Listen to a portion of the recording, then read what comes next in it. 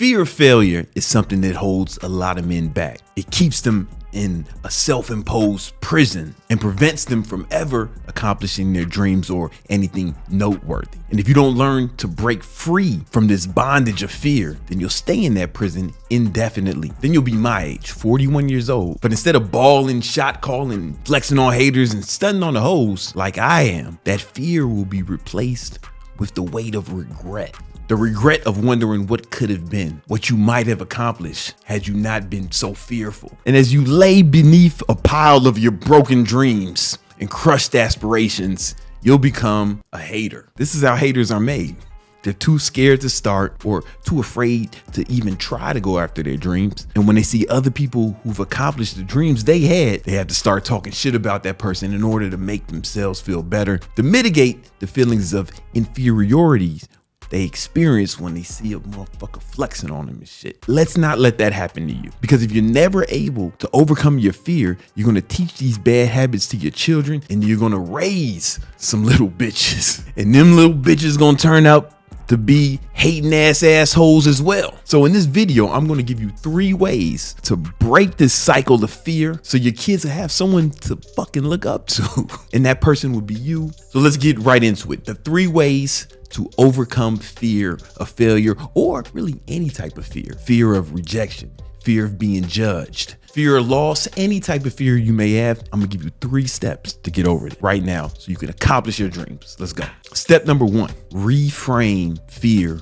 as a positive thing. Let me explain. What's the opposite of being fearful? Being courageous. But here's the thing, courage is not the absence of fear. It's actually to the contrary. Courage is acting in spite of fear. So you can be scared and still do it anyway. That's what courage is. In fact, if there's no fear, then there's no courage. You don't need courage to do things you're not afraid of. You actually have to be afraid to be courageous. For example, the first time I did public speaking, I was scared. I was nervous. And fear of public speaking is a normal fear that I think everybody experiences. But I did it anyway. And at first, it took a lot of courage for me to do it anyway. But now I've done it so much that it's not even something I think about. It doesn't take any courage for me to do it now. Better example would be if I wanted to do my own plumbing, that would take courage. I ain't never plumbed before. I don't know how to plumb. So if I went and got a wrench or a sword, I don't know what tools you use to plumb. But if I went and started doing my own plumbing, that would take courage for me to do that, because there's no reason for me to be confident in my ability to do that. I've never done it before. But if a plumber comes to my house, if I call a plumber, he's been plumbing his whole life, man. He's been plumbing for like 2 decades. Maybe he comes from a long line of plumbers.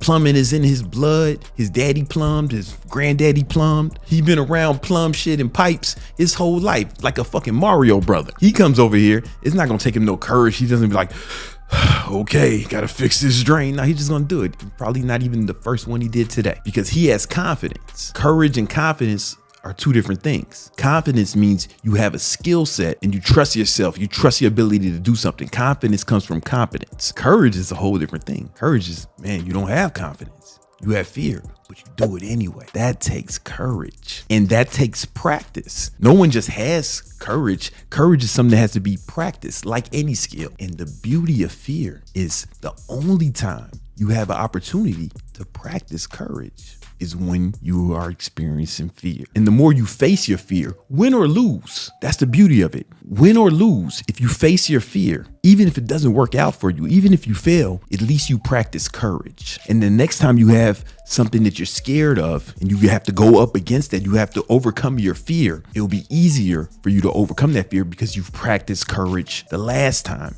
you experienced fear. But here's the problem. Most of you motherfuckers experience fear, and what do? You cower, right? And instead of practicing courage, you've been practicing being a motherfucking coward for so long that being a motherfucking coward has become your default action. That's your default setting. And it's super easy for you to be cowardly because you've been doing it for goddamn years, some of you decades. But if you have something you're afraid of now and you face that, now you have opportunity to be courageous, and you can start practicing courage. And sooner or later, that will be your default. And yeah, Sometimes you will fail. I'd rather you be a failure than be a coward, because at least if you're a failure, you can look at yourself in the mirror and know you tried and you gave it your all. And you can be proud of yourself. You can still be proud of yourself as a failure as long as you tried and you overcame your fear. But the beauty of life is no one really remembers how many times you fail. Right? We just remember the victories. Michael Jordan played 15 seasons in the NBA, 15 seasons, but he won 6 championships. But nobody's going around saying, man, Michael Jordan was a motherfucking failure. This motherfucker lost 9 seasons. That's not what we think about when we think about Jordan. We just think about this motherfucker was a champion. Kobe Bryant played 20 seasons, won 5 championships, but nobody's going around saying, this motherfucker's a loser. He lost 15 times. No, right? We don't even think about that. No one thinks about how Kobe did not win a championship 15 years, right? We only think about the championships. So even if you fail, if you get up, practice courage again, if you keep going, you can lose goddamn most of your seasons like Kobe and still be a fucking legend, because you only have to win a few times to be a legend. You only have to win once to be a champion. But you gotta face your fears to accomplish anything. And once you reframe your fear as a good thing, as an opportunity to be courageous, right? Remember, there's no villains in Gotham. Batman is just a motherfucking weirdo. He needs to overcome a challenge to be a hero. So do you. And your challenge is fear. This is your opportunity to be a motherfucking hero. Your challenge is fear. Without that challenge, you can't be a hero. So we're going to reframe this fear as a positive thing. It's an opportunity for you to be courageous. The opportunity for you to be the motherfucking hero in your own movie. Then we need number 2. We have to mitigate the chances of failure. And we're going to do that by acquiring skills. So if we go back to that plumber example, it doesn't take the plumber any courage to start plumbing underneath my kitchen sink. Why? Because he's been plumbing. He probably plumbed a bunch of sinks earlier today. He's good at it. So he has what? Confidence. And confidence comes from competence. A lot of people get really angry when I say that. They say, no, you should just have confidence in yourself. You should just have confidence in yourself. That's delusional, man. Like if I wanted to go fucking fix the sink, I've never done that before. For me to have confidence in my ability to do that would be delusional, man. That's what like schizophrenic people do, man. They believe shit that's not real. The reason is because those people confuse confidence with self-love. For example, I love my 6-year-old son, love him more than anything. I don't have enough confidence in him to leave him alone in the fucking house for the weekend. In fact, I'd go to prison if I did that. Assuming he survived, it shit would be all fucked up. Confidence comes from competence. Love or self-love is a different thing, right? People misconstrue those things sometimes. You got to get competent at something to be confident. So if you don't trust your abilities, it's probably for a good reason. And we can fix that though. I swear you can get good at anything if you put in enough time. A lot of people will try something once or try something twice and fail. And they think, oh, I'm just not good at that thing. Nobody's good at something the fucking first time they do it. You're not supposed to. I was talking to one of my friends the other day and he had to hire somebody for his business. He had hired someone to do the job and it didn't work out. Then he hired someone again and that one didn't work out. And he said, man, every time I try to do this, hire someone for this position, it doesn't work. And he wanted to give up on it. I said to him, yeah, you could do that, man. Cause I remember first 2 times I tried to have sex with women, it didn't work out for me. However, I kept going. Now I have a son. Eventually it worked, right? But you need to understand that just because you did something once and it didn't work doesn't mean that it's not for you. It just means that you haven't practiced enough. So I want to show you something called the skill acquisition matrix. This is based off a lot of books I read, 3 books in particular. One is called The Talent Code. The other one is called Talent is Overrated. The most famous book among these is Outliers by Malcolm Gladwell. And in Outliers, Malcolm Gladwell noticed that throughout his research, everybody who was world class at something had at least 10,000 hours of practice. 10,000 hours of practice to be world class. But some of the other books and some of the other studying I've done, I realized that there's a lot of different levels between beginner and world class. It means one of the best in the world, right? You don't have to be one of the best in the world at most things. So through my research, what I've noticed is if you have 100 hours of practice, right, you'll be not bad. Now, when I say not bad, I don't mean good. I mean, not bad in the literal sense, right? People won't laugh at you, but they're also probably not giving you standing ovations, throwing brawls on stage after just 100 hours, right? You're just not bad. You don't suck anymore. Anyone who plays the instrument knows this, right? I play a few instruments. I play drums, keyboard, and guitar. And when I first started playing guitar, I would practice for about an hour a day. And at the 3-month mark, I was not bad. I could play songs that I hear on the radio, very rudimentary, but I wasn't motherfucking Carlos Santana, right? But if I heard a song, I can figure out the chords most of the time and play along with it and be say, oh, that's not bad. You know, an hour a day, 3 months, that's about 90 days, give or take, right? Anyone who plays an instrument knows this. Play the instrument, you know that this is true. Now, after 1,000 hours, that's when you're good. People will start saying, oh man, this guy's good. But think about that. That's 1,000 hours to get good at something. You got to get rid of the idea of being good at something or trying to find what you're good at. No, you decide what you want to be good at and put in the hours. And after 1,000 hours, that's when you're good. At 2,000 hours, that's when you're really good. That's when you really start setting yourself apart from people. 5,000 hours, you're amazing. Like, people are excited to hear you. You're probably known for this thing at 5,000 hours. 10,000 hours, according to Malcolm Gladwell and a lot of other studies, that's the point where you're world class. Now, I've talked to some MMA champions. My boy, Derek Moneyberg, he's friends with a lot of MMA champions. That's been part of his midlife crisis because Derek's one of my best friends. He's like my brother. I got to meet a lot of these guys. And what I noticed from talking to them, all the champions have like well over 20,000 hours. 20,000 hours. No bullshit. They've been doing this shit for a long time. Again, I'm not trying to diss Derek, man. My midlife crisis is way crazier. I'm about to drop a rap album. The Midlife Crisis mixtape coming soon. All right.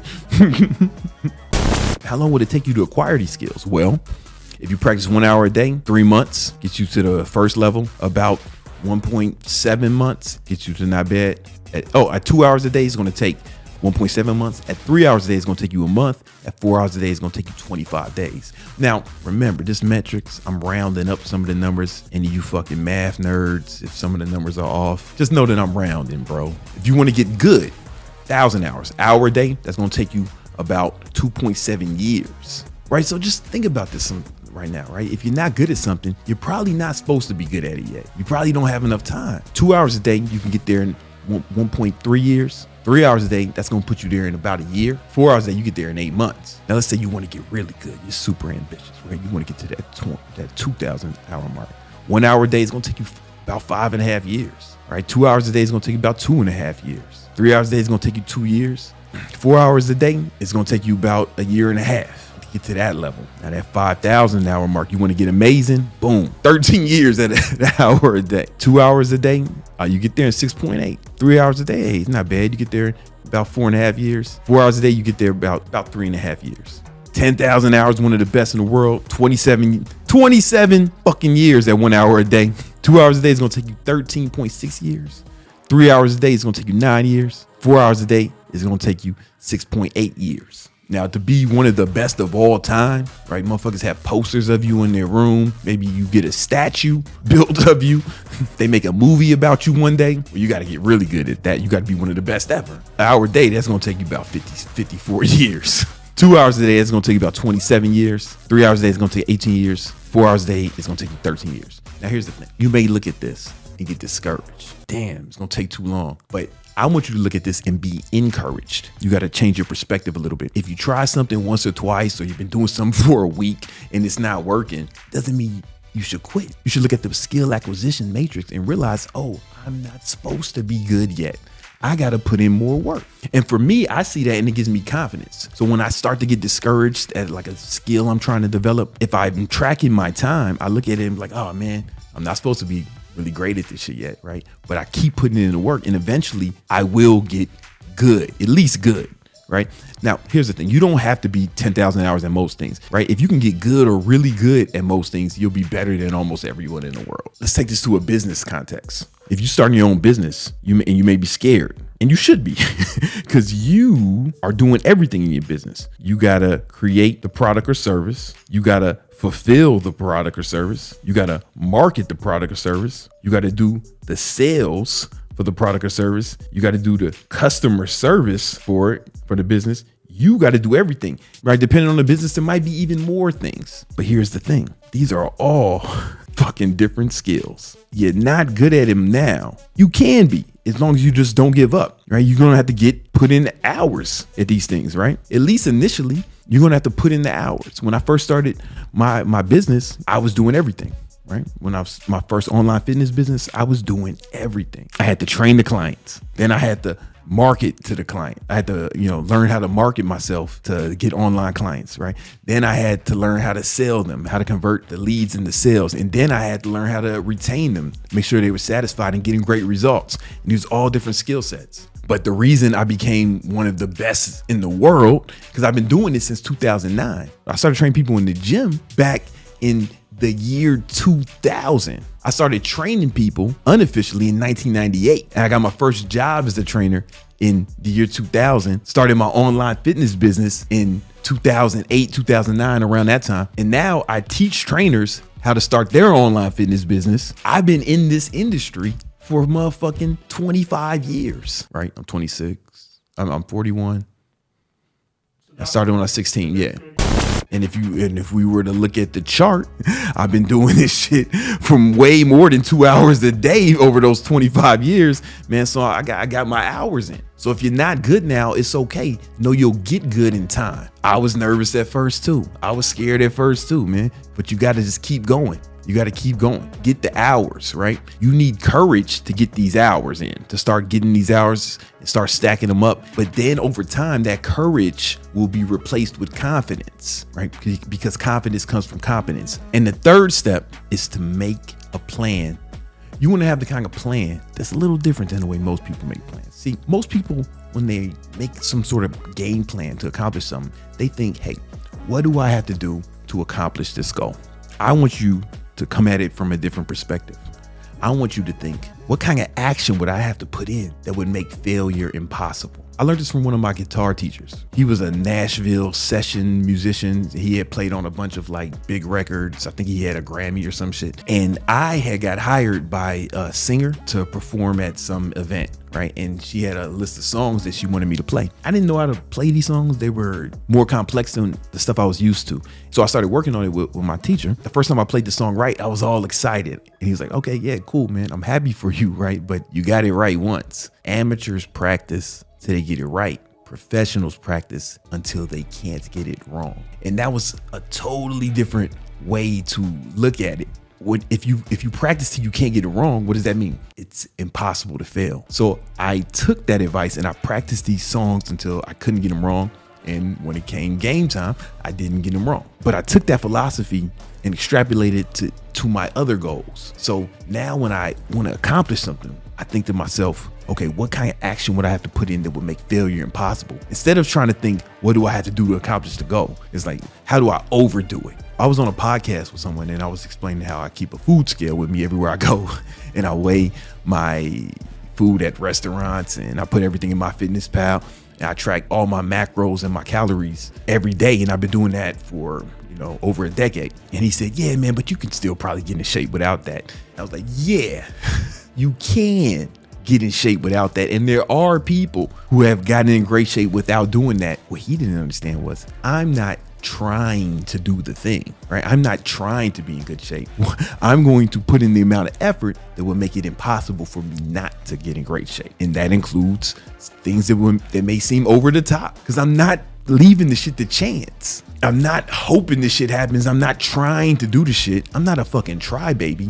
I'm going to do the shit. And the only way to do that is to make that kind of game plan. So what does that look like for you in your life? When you think about accomplishing your goal, this trophy I'm drawing is a representation of a goal. As you can see, I have well over 10,000 hours of art. But I don't necessarily want you to think about the goal. I want you to think about the actions you have to take to accomplish this goal.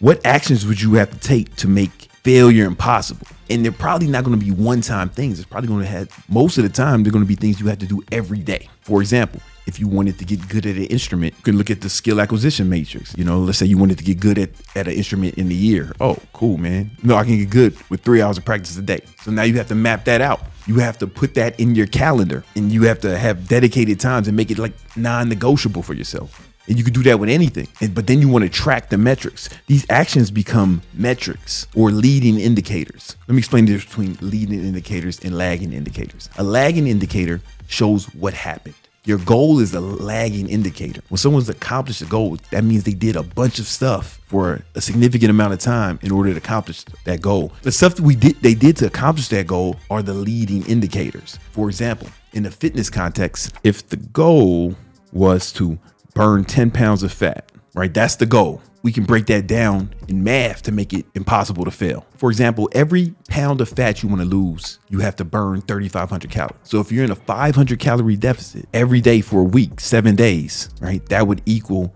3,500 calories. And then you would burn a pound of fat each week. So the leading indicator would be 500 calorie deficit every day. If you did that, it would be impossible to fail, right? If you were in a 500 calorie deficit every day, it would literally be impossible to fail. This works for all mammals. So you don't even have to look at the goal, because looking at the goal can be discouraging. All you need to do is look at the leading indicators, because looking at the leading indicators tells the future. And then you start tracking the leading indicators. Let me show you what that looks like. I have a habit tracker that I use, right, which tracks my leading indicators. So what I do in order to track my leading indicators is I set up a habit tracker. So I set this is one I have set up in Notion, right? But you can do this in Google Sheets or fucking a notebook, anything. But I like this. And this is one for January, right? And if you want this template, you can download it in the description. Everything in here are leading indicators for my goal. If I do these things, it will be impossible for me to fail at accomplishing my goals. I have to do them consistently, and I have to track how consistent I'm really being, right? And the habit tracker helps me do that. So one of the things I need to do is wake up at or before 5 a.m. I did that 80% of the time, right? So I know the next month I need to get better at that, right? This is time I spend sleep, right? Not time in bed. That's important because I track that with my Oura Ring. It's a different, just because I'm in bed for 8 hours doesn't mean I was asleep. I might have been up for 2-3 hours having unprotected interracial sex, So I got to track the actual sleep. And so this gives me, I had this to give me a average, right? Boom. So 6 hours. I know I can do a little better at that, right? Workout. Boom. I worked out 83% of the time. AM and PM meditations. I did the AM PM meditation 80% of the time, 70% of the time. And here's the thing. Most of these aren't 100% perfect. Because I'm tracking it, I can kind of gamify the system and be like, all right, next month, I got to beat my score from last month. So track my macros. Of course, I did that 100% of the time, right? Which is fantastic. I track how much protein I got. Boom. And then it does the average. Okay, 125 grams of protein each day. Not bad at all. Calories consumed, calories burned. I have them both here. And then it spits out. It does the math for me. I was cutting this month. So boom. You can look at this and know that I'm leaner. You can look, I could probably retain most of the muscle because I worked out every day and I had high protein. I was in a caloric deficit, so I lost fat, right? Boom. How much water I drank each day, that's important to me. Tracking my finances. So those are just like my fitness goals. Boom. Then I go over here. Now these are more like my social media influencer goals, right? Growing my social media, right? And it's gonna be different for you, right? But for me, I gotta post a YouTube video, did that 80% of the time. Posted my IG feed, did about 75% of the time. Flex pitch, I can't tell you what it is, but it's dope. TikTok, I posted 100% of the time. Now I'm over here on business goals, checking my sales team data. That's something I have to do business. Then like other shit I'm trying to do. This is something I'm practicing a skill I'm trying to acquire. Because remember, we talked about the skill acquisition matrix. If I'm not tracking the hours, how do I know where I'm supposed to be? So I track how much I practice certain things. I can't tell you what this is. This is my guitar practice in minutes. Right, the Spanish practice, I could have did better. Then it's just studying, reading and studying, somewhere around 90 minutes a day of reading, and then working, how many hours each day I work, right? And then there's just other things, other life stuff. How much time I spend with my friends, how much time I spend with my son. If I go to the shooting range, if my baby mom is tripping or not. You know what I'm saying? She wasn't tripping 100% of the time that month. My girlfriend tripping. She wasn't tripping 90% of the time that month, so that was good. I tracked the time I spent with my girlfriend. It was a little low this month, but now I can see the correlation, right? Boom. I can start seeing correlation. And then there's a bunch of other stuff. Basically, I'm just tracking the metrics that are important to me, right? Tracking the leading indicators. Because I know if I hit the leading indicators, it'd be impossible for me to fail. The beauty is you don't even have to look at the goal, right? So it takes away the fear. I don't have to worry about accomplishing some big goal that may be scary. Like even my goals are scary. As competent as I am, as fucking amazing as I am, my goals are so big that they're actually scary. I don't even look at them. Once I figure out what the leading indicators are, I just look at those each day. And instead of having to look at this big scary goal that's far away, all I have to do is focus on today. Just make today a victory. And if I make today a victory, then I can make tomorrow a victory.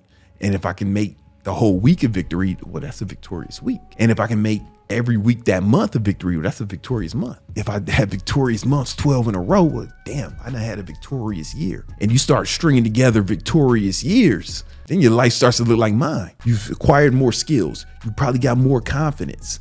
And then you'll have less fear in general, right? Because you'll know that even if you have a goal that's scary, because you actually believe in yourself now, you're doing stuff that you're proud of. You have a reason to be more confident in yourself. Even if you're not confident in a certain aspect of life, you'll be confident in your ability to gain that skill set. But it all starts with overcoming that fear. In order to do this, you're gonna have to get to work. And you're gonna have to manage your time better in order to do this. If you're gonna make a plan, which calls for your goal to be impossible for to fail, you have to put in a lot of time, a lot of effort. Nothing comes easy. Anybody tells you it is trying to sell you something. I'm going to show you how you can put in more time by actually getting control of your minds, beating procrastination, and getting more done each day than most people get done all week. And that's in the next video. Should be somewhere around here. Click on that right now.